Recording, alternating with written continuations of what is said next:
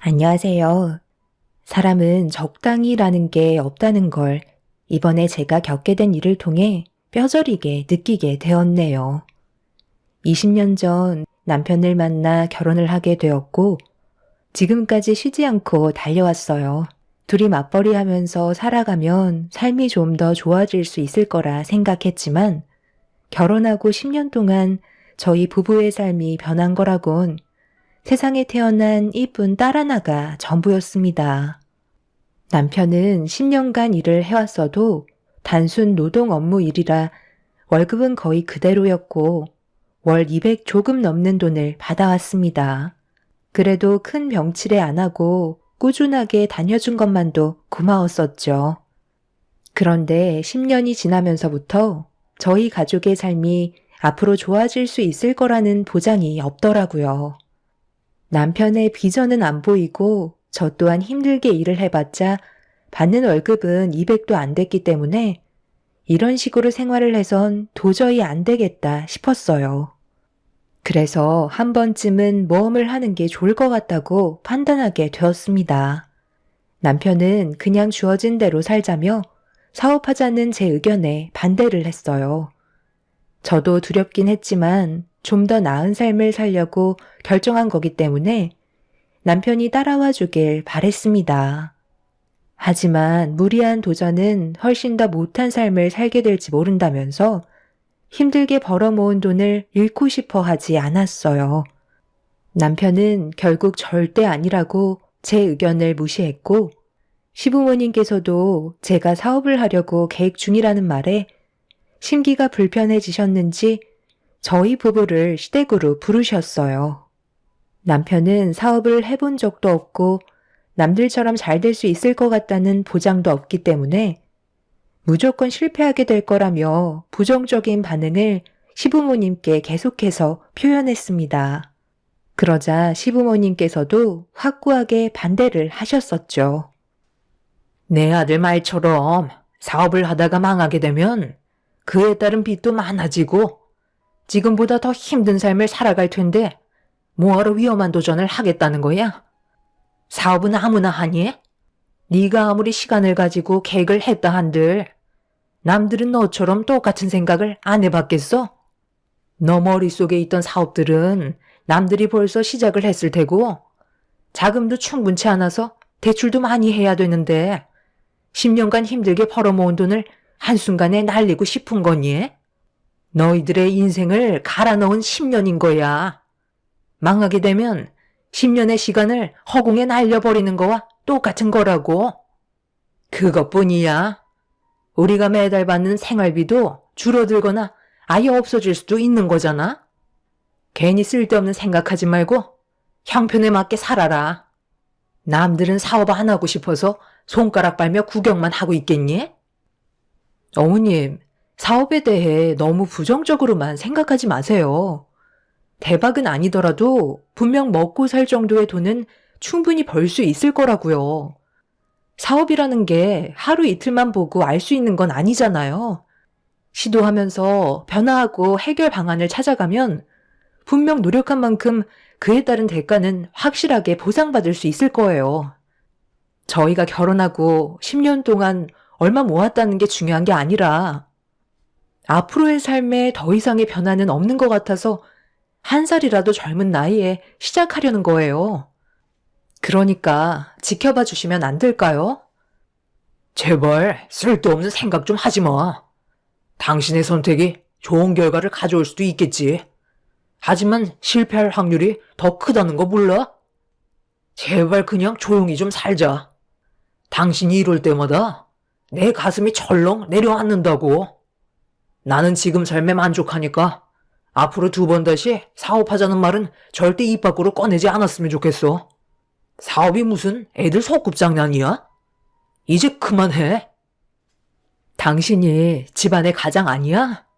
내가 왜 이런 걱정을 해야 되는 건데? 10년 동안 힘들게 일해왔는데도 월급은 꼴랑 200 겨우 넘어가면서 그 돈 가지고 앞으로 입에 풀칠할 수 있을 것 같아? 당신이랑 내가 아무리 발버둥 쳐봤자 앞날의 인생은 절대 변하지 않는다고. 우리만 살면 크게 신경도 안 쓰이지. 그런데 현진이는 어떻게 할 건데? 걔 인생도 우리의 뒤를 밟길 바라는 거야? 현진이의 미래는 우리가 책임져 줘야 하는 거라고. 다른 집안들은 자식들을 위해서, 그리고 좀 더 여유 있는 삶을 살아가기 위해서 투잡에 쓰리잡까지 뛴다는데, 당신은 퇴근하면 발 닦고 하루 온종일 TV나 보고 있잖아? 새벽 늦게까지 TV 볼 시간에 밖에서 대리운전이라도 뛰었으면 우리의 삶은 훨씬 더 많이 바뀌어 있었을 거라고.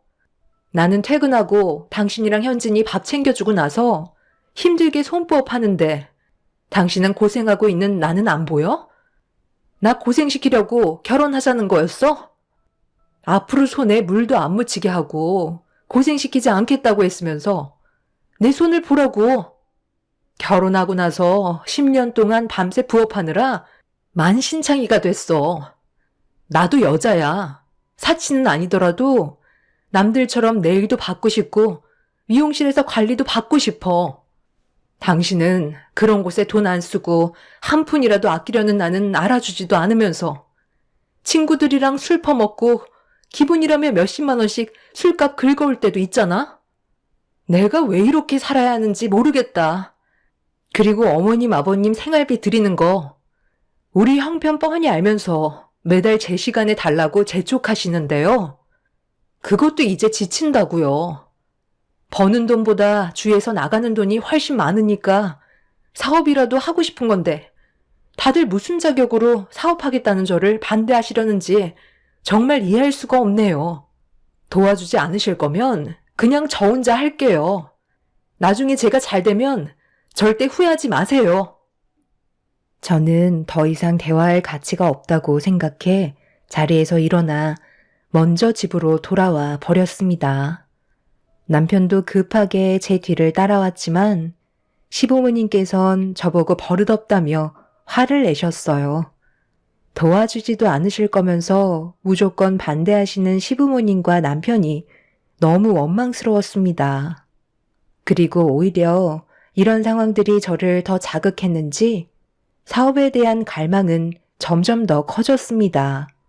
결국 이 일로 저희는 부부싸움까지 번지게 되었고 제가 고집을 꺾지 않자 끝까지 반대를 하던 남편은 결국 저에게 두 손 두 발을 들었고 제가 계획하고 준비했던 사업을 겨우 시작할 수 있게 되었습니다. 남편과 시부모님께서는 무조건 망한다며 부정적인 반응을 나타냈지만 저는 그런 걱정에 초장부터 겁을 내지 않았어요. 무조건 잘 될 수 있을 거라는 희망을 가지고 정말 열심히 뛰었습니다. 남편도 집안이 망하면 안 되기 때문에 마지못해 저를 도왔지만 저희 사업이 일어날 때까지 생활비를 대폭 줄이게 되자 시부모님께서는 이런 부분에 대해 상당히 큰 불만을 가지고 계셨어요. 반대로 저희 부모님께선 자식의 사업이 잘 되길 바라시는 마음에 매일 저희 사업장에 찾아와 주셨고 제 딸 현진이도 돌봐주셨습니다. 같은 부모이지만 너무나 다른 두 부모를 볼 때면 시부모님의 행동들은 정말 마음에 들지 않았죠. 돈을 바라시면서 저희 사업에 도움을 준 적은 단 한 번도 없었으니까요. 저는 사업에 성공하기 전까지는 일단 시부모님과는 거리를 두었고 그렇게 앞만 보며 달려갔는데 예상했던 대로 처음에는 부딪히게 되는 여러 가지 돌발 상황들이 많았어요. 하지만 하나하나 풀어나가다 보니 그런 돌발 상황들이 저에게는 경험이 되었고 대처할 능력까지 갖추게 되었습니다. 남편도 사업이 시작된 이후부턴 정말 열심히 일을 도와줬어요. 그렇게 몇 년간은 매출이 많이 나오진 않았지만 그래도 남편과 제가 둘이 벌어 모으는 돈보다 조금 더 많이 벌 수 있었습니다. 그렇게 한 단계씩 밟아 나가다 보니 어느새 저희 사업도 안정적으로 자리를 잡아가게 되면서 생활에도 여유가 생기기 시작했어요. 처음엔 남편과 시부모님께서 제가 계획한 사업에 대해 부정적으로 생각했지만 실패하지 않고 꾸준히 성장하는 모습을 보여주니 더 이상 불만의 목소리는 나오지 않았습니다. 하지만 또 다른 문제가 저를 많이 힘들게 했어요. 돈이 벌리는 만큼 시부모님과 남편이 바라는 것도 많아졌고 돈의 씀씀이도 더욱더 커지게 되었죠. 우리 이제야 겨우 자리 잡았어. 5년 동안 힘들게 일궈온 사업이고 앞으로 어떻게 될지 아무도 모르는데 당신이 부리는 사치의 비중이 너무 크다고 생각되지 않아? 5년 전이나 지금이나 우리는 조금도 변해서는 안 된다고. 그러다 실패하는 사람들이 얼마나 많은 줄 알아? 월급 받았을 때보단 조금 더 여유 있게 쓸 수는 있겠지만 아무런 계획 없이 무턱대고 사치를 부리는 건 오히려 독이 될 게 뻔하다고. 그러니까 앞으론 내가 주는 만큼만 쓰는 게 좋을 것 같아.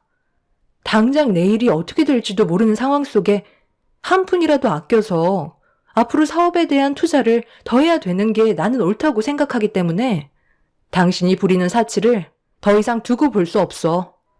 내 말 무슨 뜻인지 알지? 우리가 아직은 마음 놓고 있을 때가 아니라는 거야. 우리 사업에 많은 사람들의 입이 달려 있다고. 저번 달보다 200만 원 더 쓴 거 가지고 엄청 보라고 그러네. 열심히 일한 만큼 돈 좀 쓰겠다는 건데 뭐가 그렇게 잘못됐어? 내가 그동안 놀고 먹기만 했어? 나도 이 사업을 키우기 위해 발에 땀이 나도록 뛰어다녔다고. 그러니까 이 정도는 당연히 써야 된다고 생각하는데? 원래 법만큼 써야 되는 거야. 세상 떠날 때 싸들고 갈 것도 아닌데? 잘 나갈 때 그동안 못 해봤던 것 좀 해보겠다는 건데 내가 잔소리까지 들어야 할 이유는 없잖아. 그리고 우리 부모님 생활비 좀 올려줘. 월급 받으면서 드렸던 생활비에서 너무 조금 올려줬다고 맨날 전화하셔서 하소연을 하신다. 내 어깨도 좀 올려줘야 하지 않겠어? 벌써 다 쓰셨다는 거야? 생활비 드린 지 얼마나 됐다고 또 올려달라는 건데. 당신이 뭘 모르나 본데 매달 드리는 생활비 외에 나한테 추가적으로 요청하시는 돈도 있으시다고. 힘들게 돈을 벌어봤자 뭐해? 불필요한 곳에서 전부 다 나가면 월급 받아서 생활할 때와 별반 차이가 없는 거잖아. 우리 사업이 평생 잘 될 거라는 보장도 없는데 다들 왜 이렇게 돈을 못 써서 안달인 거야? 날이 가면 갈수록 남편과 시부모님의 요구는 점점 더 심해졌고 저는 그런 모습을 보면서 머리가 깨질 정도로 스트레스를 받고 있었어요. 그렇게 한참 동안 남편과 안 좋은 대화를 주고받고 있는데 저희 부모님께서 점심 식사를 하시고 사업장에 들어오시자 그제서야 남편의 입을 굳게 닫을 수 있었네요. 한숨을 쉬면서 다시 일을 하러 나간 남편은 저녁에 친구들과 만나고 집에 들어가겠다는 말 한마디 툭 뱉고 안 좋은 분위기로 사업장을 나서게 되었어요. 부모님께서 무슨 일 있었냐며 물어보셨지만 별일 아니라면서 대충 둘러댔고 어떻게 하면 이 문제를 해결할 수 있을지 많은 고민에 빠지게 되었죠. 그렇게 한참 동안 고민한 끝에 더는 이렇게 살면 안 될 것 같아 시부모님을 저희 사업장 사무실로 모시게 되었습니다. 바빠 죽겠는데 왜 오라는 거야? 그냥 전화통화로 하면 되는 거지. 꼭 이렇게 사무실로 불러야 되겠니? 무슨 말이 하고 싶은 건데? 왜 불렀겠어? 우리가 지금 생활비 올려달라고 해서 그게 불만이니까 우리를 부른 거잖아. 주기 싫다는 말이겠지? 아버님, 무슨 말을 그렇게 하세요? 제가 그동안 아버님, 어머님께 못했던 적 없었잖아요. 이번에도 생활비를 올려달라고 하셔서 고민을 하고 있던 중이었고 좋은 방법이 있어서 직접 사업장으로 오셔달라고 부탁드린 거예요. 일단 이것부터 읽어보세요. 이게 뭐야? 근로계약서? 지금 나보고 여기에서 일을 하라는 거야? 너 생활비 올려달라고 했다고? 이러는 거니? 지금 드리는 생활비도 저는 많다고 생각했지만 부족하다고 하시니까 추가적인 생활비를 원하시면 아버님, 어머님께서도 저희 사업에 어느 정도는 도와주셔야죠. 무작정 생활비를 올려달라고 하시는 건 너무 억지인 것 같아 말씀드리는 거예요. 네가 이제 좀 돈 번다고 우리를 무시하는 거지? 내가 정신 나갔다고 여기에서 저 직원들 옆에 껴서 일을 할 것 같아? 그럼 생활비는 올려드릴 수 없죠. 지금도 저희 부모님께서는 사업장에서 열심히 일을 하고 계시는데요. 아무런 조건 없이 자식이 잘 됐으면 하는 마음에 묵묵히 일을 하고 계시는데 아버님, 어머님께서는 아무것도 하지 않으시고 맨날 놀러 다니시면서 생활비 받아 가시잖아요. 저는 이런 것도 부당하다고 생각해요. 저희 부모님이야 워낙 고생을 하시니까 그만큼 챙겨드리지만 솔직히 아버님, 어머님은 아무 도움도 안 되시잖아요. 그러면서 생활비 다 쓰셨다고 돈을 더 달라는 전화만 하시는데 제가 기분이 좋겠어요? 생활비 드리려고 돈 버는 게 아니라 저희 부부가 앞으로 현진이 키우면서 잘 먹고 잘 살려고 열심히 돈 버는 거예요. 제가 말씀드린 점에 대해 문제가 있으시다면 그냥 돌아가시면 될 것 같아요. 아직 만으로 65세 안 되셨으니 그 기간 안에는 충분히 일하실 수 있으시니까 그때까지만 저희 사업 도와주셨으면 좋겠어요. 제 말 이해하셨으면 계약서에 사인하시면 되고요. 네가 이제 우리까지 부려먹으려는 거지?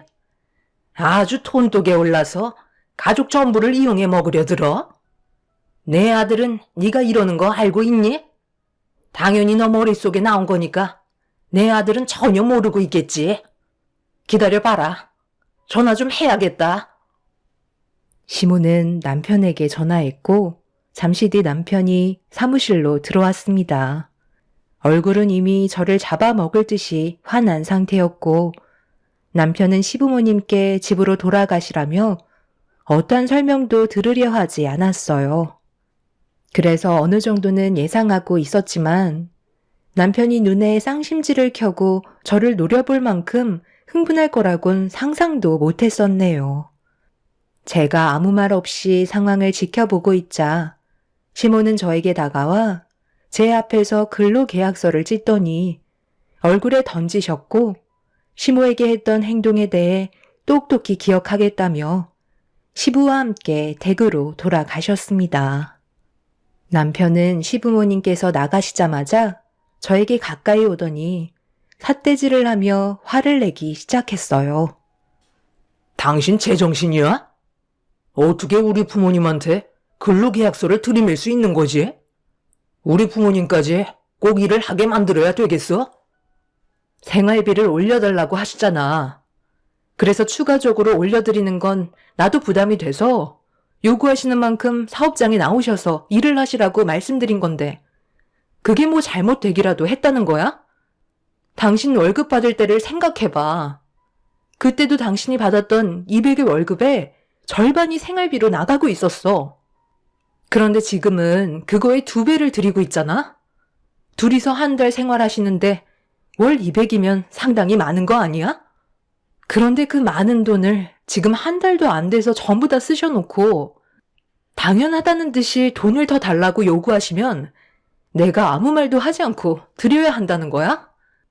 지금 이 사업은 당신 혼자 하는 게 아니고 많은 사람들이 함께 운영하는 사업이야.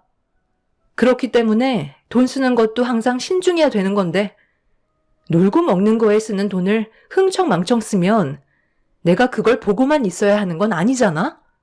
나도 더 이상은 못 참겠어.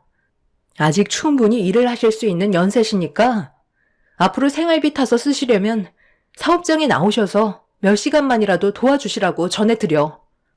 그리고 지금 드리는 생활비의 절반으로 다시 줄일 거야. 그걸 왜 당신이 판단하는 건데? 나도 여기 공동 사장이야. 내 지분이 없는 것도 아니잖아? 내가 이러려고 당신 밑에서 힘들게 일을 하고 있는 줄 알아? 벌만큼 벌었으면 우리도 이제 돈에 구속받지 않고 살면 되는 건데 뭐가 그렇게 힘든 거냐고? 우리 부모님한테 드리는 생활비 줄이기만 해봐. 그땐 나도 그냥 넘어가지 않을 거야. 그리고 두 번 다시 우리 부모님한테 근로계약서 내밀지 마. 알겠어? 장인 장모님께서는 그냥 자의적으로 도와주시는 거지. 우리 부모님은 그런 게 싫다고 하시잖아. 남편은 제 말뜻을 이해하지 못했고 자기 앞에서 시부모님 무시한다며 사무실이 떠나갈 정도로 목소리를 높였습니다. 그날 이후 남편과 저는 점점 더 갈등의 골이 깊어지면서 안 좋은 관계로 흘러가기 시작했고 저희 부부는 다투게 되는 일도 점점 더 많아졌습니다. 그렇게 버티고 버티면서 5년을 힘겹게 이끌어왔고 저희 사업은 완전히 자리를 잡을 수 있게 되었죠. 남편과 저는 어느새 부부 관계가 아닌 비즈니스 관계처럼 되어버렸고 일적인 대화 외에는 아무 말도 주고받지 않았습니다. 남편과 함께한 20년의 세월 동안 저는 가족을 위해 정말 열심히 살아왔었는데 남편과 시부모님은 그런 저에게 항상 불만만 많았어요. 저도 이런 생활들이 이젠 점점 지치게 되었고 앞으로 어떻게 살아가야 할지 또 다른 고민을 하게 되었죠. 그런데 어느 날 저희 회사와 꾸준하게 거래를 해오던 다른 회사의 대표님께서 갑자기 전화를 주셔서 받게 되었는데 대표님의 말에 저는 너무 충격을 받아 아무 말도 할 수가 없었어요. 저는 절대 그럴 일이 없다며 부인했지만 대표님은 더 이상 저희 회사와 거래를 하지 않겠다면서 법적인 절차를 밟을 거라는 말을 끝으로 전화를 끊어 버리셨습니다. 그리고 잠시 뒤 다른 회사의 대표님께서 문자로 몇 장의 사진을 보내주신 순간 저는 경악을 하며 입을 다물지 못하고 있었네요. 남편이 대표님의 아내분과 함께 있는 모습이 여러 차례 포착이 되었습니다. 제일 중요한 거래처 대표님이고 저희가 처음 시작할 때 많은 걸 도와주셨던 은인이셨는데 남편은 절대 해선 안 될 일을 저지르고 말았던 거였어요. 더 큰 문제는 저희가 납품하는 물건들의 절반 이상이 저와 전화통화한 대표님한테 들어가고 있었죠. 제 인생의 제일 큰 고비였고 이 문제를 어떻게 헤쳐나가야 할지 몰라 불안에 떨며 남편에게 전화를 걸었는데 받지 않더라고요. 20년의 세월 동안 남편과 함께했던 모든 순간들이 사진 몇 장으로 무너지고 있었습니다. 끝까지 전화를 받지 않던 남편을 만나기 위해 그날 일정이 어디로 잡혔는지 확인한 뒤에 차를 타고 출발하고 있는데 전화를 끊으셨던 회사 대표님께서 사진 한 장을 더 보내주셨어요. 확인을 해보니 어느 한 모텔이었고 저보고 직접 두 눈으로 확인을 해보라는 말에 온몸을 떨며 사진 속에 있던 모텔로 향하게 되었습니다. 그렇게 모텔에 도착한 저는 문을 두드리면서도 그 안에는 남편이 아닌 다른 사람이 있을 거라고 믿고 싶었어요. 가정을 깰 정도로 간이 큰 사람은 아니라고 생각했었죠. 그런데 문이 열리는 순간 제 앞에 얼굴을 내민 사람은 충격적이게도 남편이었고 목욕 가운을 걸치고 있었습니다. 저를 보자마자 흠칫 놀라며 말을 더듬기 시작하길래 남편을 강하게 밀치며 모텔 안으로 들어갔어요. 그러자 침대 위에 비명을 지르면서 몸을 숨긴 저희 회사와 거래를 하던 대표님의 아내가 이불을 덮고 있었습니다. 저는 참을 수 없는 분노를 표출하게 되었고 인정사정 볼 것 없이 그 여자의 머리채를 잡아 마구잡이로 흔들어 버리게 되었네요. 제가 정신 나간 여자처럼 난리를 치자 남편은 제 팔을 잡더니 강하게 밀쳤고 남편의 힘을 버티지 못한 저는 바닥에 털썩 주저앉고 말았습니다. 넘어진 저를 내려보던 남편은 침대에 눈물을 흘리고 있던 대표님의 아내의 헝클어진 머리를 정리해주면서 저를 노려보더니 이왕 이렇게 된 거 저와의 관계를 정리하고 다시 새롭게 시작하고 싶다는 말을 꺼냈습니다. 어떻게 당신이 나한테 이럴 수 있는 거야? 내가 그동안 뭘 잘못했길래 힘들게 싸운 가정을 한순간에 무너뜨릴 수 있어? 뭐기엔? 당신은 재활용도 안 되는 폐기물이지. 돈 좀 벌었다고 그동안 나와 우리 부모님을 무시했잖아? 그리고 당신은 나를 남편으로 생각하지도 않잖아. 그냥 회사에서 일을 해주는 사람으로밖에 생각하지 않는데 내가 왜 당신 옆에 붙어 있어야 하지? 나는 매일 아침 눈 뜨면 당신 얼굴 보는 게 제일 역겹고 이런 식의 삶을 더 이상 살고 싶지 않아. 이런 내 마음의 상처를 위로해준 사람은 지금 내 옆에 있는 경혜 씨밖에 없어. 내가 살아야 할 이유를 경혜 씨가 알려줬고 그래서 우리는 앞으로 함께 하기로 했으니까 당신은 그 잘난 사업이나 하면서 잘 먹고 잘 살면 되겠네. 어차피 걸린 거 위자료는 주겠지만 사업은 나한테도 지분이 있으니 내가 그동안 쏟았던 시간만큼 가져가도록 할게. 최대한 빠른 시일 내에 이혼해줬으면 좋겠어. 어떻게 이런 말도 안 되는 일을 할 수가 있는 거지? 당신이 이러고도 사람이야? 우리 딸 현진이가 받을 상처는 생각 안 해? 현진이도 이제 어린 나이 아니잖아. 당신이랑 나와의 관계가 안 좋다는 것도 이미 알고 있을 테고 이혼한다고 해서 그게 충격받을 나이는 이미 지났다고 생각되는데 어차피 우리는 더 이상 희망이 없잖아. 당신도 그걸 느끼고 있지 않았어? 나는 항상 당신이랑 좋은 관계를 유지하려고 노력했고 내가 부족한 게 있는 것 같으면 당신한테 맞춰주려고 정말 많이 신경 썼는데 그런 나를 조금도 이해해주지 않았다는 거네. 언제부터인가 곁을 주지 않더니 결국 이런 이유 때문에 나를 멀리했던 거야? 당신이 생각한 그대로야. 어차피 이제 와서 숨겨봤자 뭐하겠어? 볼일 끝났으면 이제 나가줄래? 우리는 해야 될 거 마저 끝내야 되거든. 남편의 마지막 말에 저는 자리에서 일어나 남편의 양뺨에 손을 올려붙였고 더러운 몸으로 절대 집에 들어오지 말라며 난리를 친 뒤 모텔에서 빠져나왔습니다. 제가 문을 나서자마자 남편은 모텔 문을 걸어 잠갔고 그 소리를 들었을 때 하늘이 무너지는 것처럼 제 마음은 밑바닥으로 내려앉고 말았네요. 그날 회사로 돌아갈 수 없었던 저는 집으로 돌아가 남편의 물건을 하나도 빠짐없이 전부 다 내다 버렸고 이런 모습 딸에게 보여주고 싶지 않아 그날은 친정으로 보내게 되었어요. 그렇게 한참 동안 집안에 있던 남편의 물건을 하나도 빠짐없이 내다 버리는 사이 남편이 볼 일이 끝났는지 집으로 왔더라고요.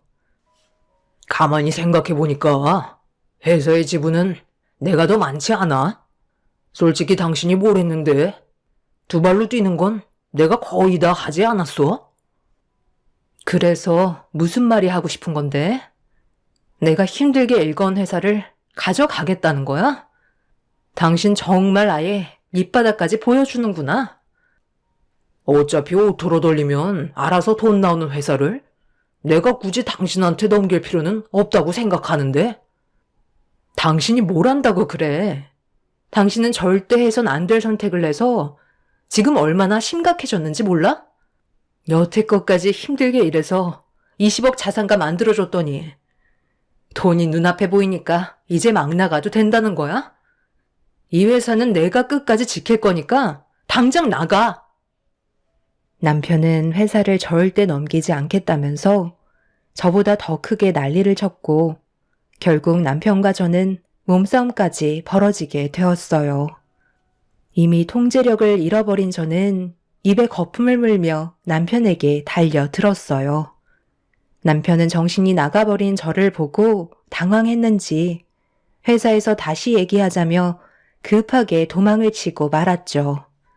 제 인생 20년의 세월이 한순간에 허공으로 날아가는 날이었고 그렇게 욕심이 많았던 저는 더 이상 아무것도 하고 싶지가 않았습니다. 결국 삶의 목표를 완전히 잃어버렸던 저는 다음날 회사 사람들과 회의를 할 때 모든 걸 남편에게 위임하겠다며 공동대표 자리에서 내려오게 되었습니다. 부모님께선 무슨 일이냐고 난리가 나셨고 직원들 또한 웅성거리고 있었지만 더 이상 제가 버틸 수가 없었어요. 더는 아무 말도 하고 싶지 않았고 쉼없이 달려왔던 저는 모든 걸 내려놓고 싶을 뿐이었네요. 그렇게 남편과 이혼을 선택하게 되면서 모든 사실을 알게 된 저희 부모님께선 남편의 멱살을 잡고 엄청난 소란을 일으키셨지만 바뀌는 건 아무것도 없었습니다. 제 딸 또한 엄청난 충격을 받았는지 2번 다시 아빠의 얼굴을 안 보겠다며 눈물을 쏟아내었어요. 10년간 함께했던 회사에 제 삶이 고스란히 묻어있던 그곳에서 저는 나오게 되었고 남편은 제가 앉았던 자리에 상간녀를 앉혔습니다. 남편과 상간녀를 상대로 소송을 걸었고 제가 받아야 할 재산을 정확하게 나눈 뒤 남편과 함께했던 20년의 결혼 생활에 종지부를 찍게 되었습니다. 중간중간에 회사에서 가족처럼 지냈던 직원분들께선 저를 걱정하면서도 회사의 운영 방침이 많이 바뀌어서 어려움이 많다고 했지만 저는 더 이상 그 회사의 대표가 아니었기 때문에 아무 말도 해줄 수가 없었어요. 저는 남편과 이혼을 한 뒤로 그동안 제대로 된 휴식을 취하지 못했던 부모님과 제 딸을 데리고 여행을 떠나게 되었어요. 한참 동안 여행을 즐기며 머릿속에 있던 모든 것들을 전부 다 지워버렸고 돌아왔을 때는 새로운 시작을 준비하겠다는 마음가짐으로 돌아갈 생각을 하고 있었습니다. 그렇게 한참 동안의 휴식을 끝낸 뒤 기억하고 싶지 않은 이 동네에서 벗어나 새로운 지역으로 이사를 가려고 준비를 하고 있었는데 어느 날 시부모님께서 저희 집에 찾아오셨어요. 무슨 할 말이 있으셔서 찾아오신 거죠? 저는 더 이상 볼 일이 없는 걸로 알고 있는데요. 쓸데없는 말씀하실 거면 돌아가 주세요. 갑자기 찾아와서 이런 말 하긴 그렇지만 내가 정말 미안했다. 그동안 네가 우리 집안에 얼마나 잘했는지 이번 일을 통해 뼈저리게 느끼고 있다. 아들놈이 새로 들인 며느리가 글쎄 말도 마라. 네가 힘들게 운영해왔던 회사를 전부 다 말아먹고 있다니까. 자기가 대표라고 직원들을 잡고 있는데 오랫동안 일했던 직원들이 그동안 받았던 월급까지 깎이면서 갑질을 당한다고 하나둘 그만두기 시작했나 보더라고. 거기에다가 너희가 이혼할 때 제일 많은 물량을 거래했던 대표께서 거래를 끊어버렸다며. 이런 말은 왜 또 안 했던 거니? 그것 때문에 내 아들이 지금 발등에 불이 떨어졌는데 요즘 또 경기가 안 좋잖아. 그래서 빚만 떠안게 생겼다. 해결할 수 있는 방법이 너밖에 없을 것 같아서 찾아왔는데 우리 좀 도와주면 안 되겠니?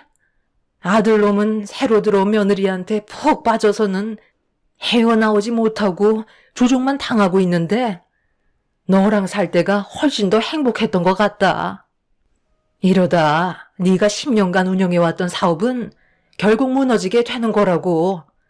너도 그러고 싶진 않잖아. 그 회사 제가 안고 가려 했는데 끝까지 가져가겠다고 고집부려서 넘겨준 거고요. 저는 더 이상 그 회사에 미련 없어요. 그리고 그 사람이랑 이혼했는데 제가 당연히 도와드릴 이유는 없는 거죠. 있을 때 잘하라는 말이 괜히 있겠어요? 저는 다른 사업을 구상 중이라서 이런 쓸데없는 시간 뺏기고 싶지 않네요. 마지막으로 한 말씀 드리겠는데요. 그이는 저 아니면 절대 성공할 수 있는 인물이 아니에요. 저를 차버린 대가가 얼마나 큰지 이번에 제대로 한번 느껴보세요. 시부모님께서는 손이 발이 되도록 빌며 저에게 받고 있던 생활비의 절반도 아닌 상간녀가 입김을 불어넣어 땡전 한 푼 못 받고 있다며 이러다 집안 무너지게 생겼다고 한 번만 살려달라며 애원을 하셨어요.